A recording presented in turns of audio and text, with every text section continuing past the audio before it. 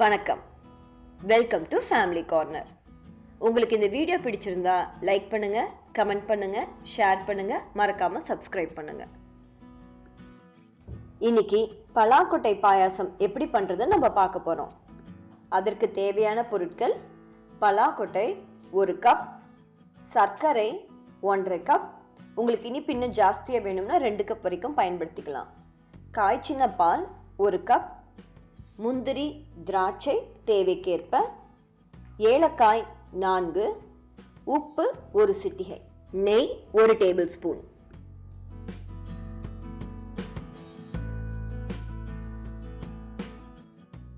பலாக்கொட்டை தோல் உரிச்சிட்டு நீங்க இந்த மாதிரி 2 நறுக்கி எடுத்து வச்சுக்கோங்க.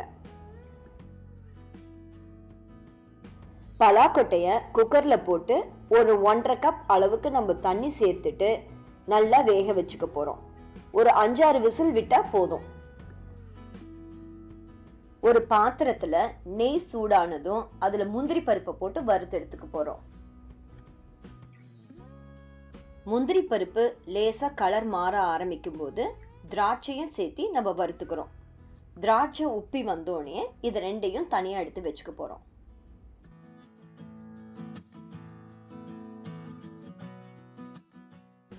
வேக வச்ச பலாக்கொட்டைய மிக்ஸி ஜார்ல சேர்த்து நல்லா மைய அரைச்சி எடுத்துக்க போறோம்.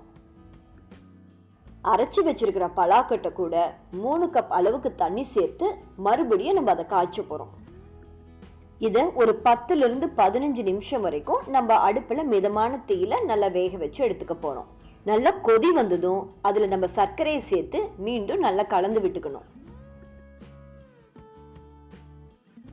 நல்லா கொதி வந்ததும் இது கூட நம்ம காய்ச்சின பாலையும் சேர்த்துக்க போறோம்.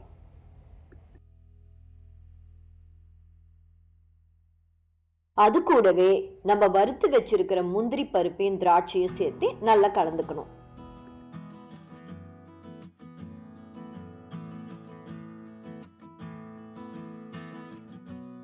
கொதி வந்ததும் ஏலக்காய் தூள் தூவி இறக்கிட வேண்டியதுதான். அவ்வளவுதான். மிக மிக சுவையான, சுலபமான, சத்தான பலாக்கொட்டை பாயாசம் தயாராயிருச்சு. இது எங்க அண்ணியோட ரெசிபி. நீங்களும் ட்ரை பண்ணி பாருங்க. உங்களுக்கு பிடிச்சிருந்ததுன்னா உங்க ஃப்ரெண்ட்ஸுக்கு ஷேர் பண்ணுங்க. ஃபேமிலி கார்னருக்கு சப்ஸ்கிரைப் பண்ணுங்க. நன்றி.